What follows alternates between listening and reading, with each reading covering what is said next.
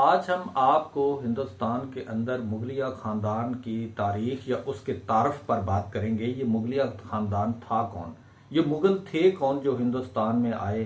اور وہ 337 سال یا 330 سال تک تقریباً وہ حکومت انہوں نے کی، جو 1526 سے شروع کر کے آپ یوں کہہ لیں کہ سن 1857 تک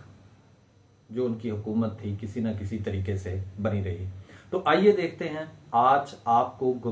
گمنام ہسٹوریکل فیکٹ پروگرام چینل کے اندر آپ کو بتانے کی کوشش کرتے ہیں کہ یہ گمنام تاریخ تھی کیسی، اس کے بارے میں آپ کیا جانتے ہیں۔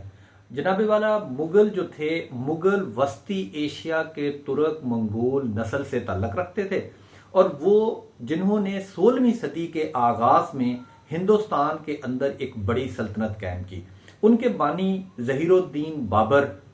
جو تیمور اور چنگیز خان کی نسل سے تھے۔ بابر نے سن 1526 کے اندر پانی پت کی پہلی جنگ، یہ پہلی جنگ تو ہم نہیں کہہ سکتے، اگرچہ کچھ مورخین جو لکھتے ہیں کہ بابر نے اس سے پہلے بھی ہندوستان پر 4 اٹیک کیے تھے، اور جو اس کا 5واں اٹیک تھا جو اس نے وہ کامیاب ہوا۔ اس کے اندر آپ یوں کہہ سکتے ہیں کہ اس نے 1526 کے اندر جو پانی پت کے اندر جنگ لڑی گئی تو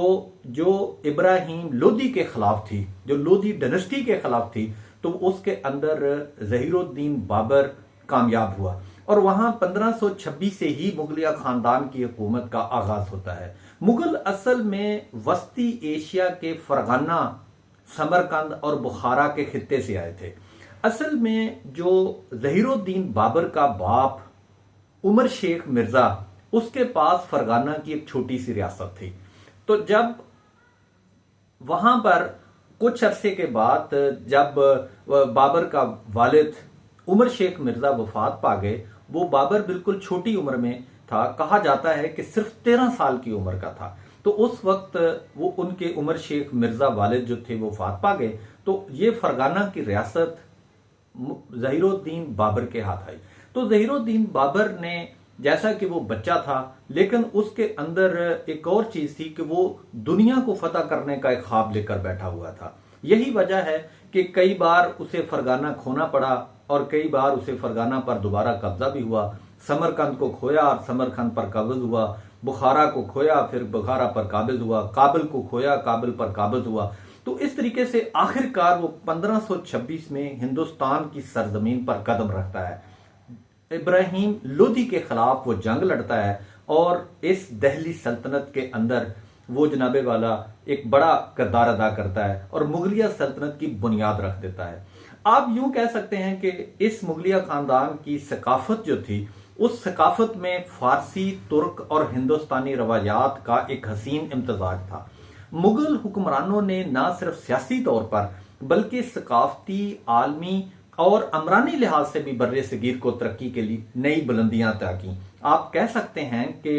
مغلیہ سلطنت کے اندر، بر صغیر کے اندر بھی ان کا ایک بڑا ثقافتی، علمی اور عمرانی حصہ جو ہے وہ شامل ہے۔ ان کے دور کے اندر آپ دیکھتے ہیں فن تعمیری جو ہے یہ بڑا عروج حاصل ہوا، فن مصوری بڑی عروج پائی، اور مختلف آپ زبانیں جو ہیں، مذہبی رواداری یہ بھی اکبر کے دور میں تو بالکل ہی بہت زیادہ ملتی ہے۔ عدالتی نظام کو خاص فروغ ملا۔ مغلیہ سلطنت تقریباً 3 صدیوں تک ہندوستان پر رائج کرتی ہے، اور اس کا اثر آج بھی جنوبی ایشیا کی تہذیب میں محسوس کیا جا سکتا ہے۔ جناب والا، یہ جو مغل خاندان تھا، جس کی بنیاد ظہیر الدین بابر نے رکھی تھی، اور سن 1857 کے اندر بہادر شاہ ظفر تک اس کا خاتمہ ہوتا ہے، تو اس 337 سال یا 35 سال تک یہ جو حکومت چلتی رہی، جب کسی نہ کسی طریقے سے وہ بر صغیر پر حاکم رہے، یہ حکومت اس مغلیہ خاندان کی اس ہندوستان کے اندر بالکل ایک نئے ڈھانچے کی طرح تھی۔ کہا تو جاتا ہے کہ یہ ایک مسلمان حکومت تھی، لیکن اگر ہم مختلف حکومتوں، مختلف حکمرانوں جیسا کہ نصیر الدین ہمایوں یا آپ جلال الدین اکبر یا شہزادہ سلیم جسے ہم جہانگیر کے نام سے یاد کرتے ہیں، اگر آپ ان پر نظر دوڑائیں، اگر آپ ان کے حکومت وقت میں موجود ہوتے ہوئے آپ ان پر نظر دوڑائیں تو آپ کو پتہ چلتا ہے یہ لوگ کیسے تھے۔ جناب والا، ان لوگوں نے اس ہندوستان کے اندر اکبر کی پالیسیاں بڑی واضح ہیں، اور اگرچہ کچھ لوگ اس کے ناقد بھی ہیں، خاص کر اس کے مذہبی جو اس نے زیادہ تر انٹرونشن کیا تو اس وجہ سے، لیکن پھر بھی آپ کہہ سکتے ہیں کہ ہندوستان کے اندر مغلیہ خاندان کا ایک بڑا عروج رہا، اور مغلیہ خاندان کا ایک بڑا حصہ اس بڑے خطے کو قابو کرنے میں بڑی دیر تک کامیاب رہا۔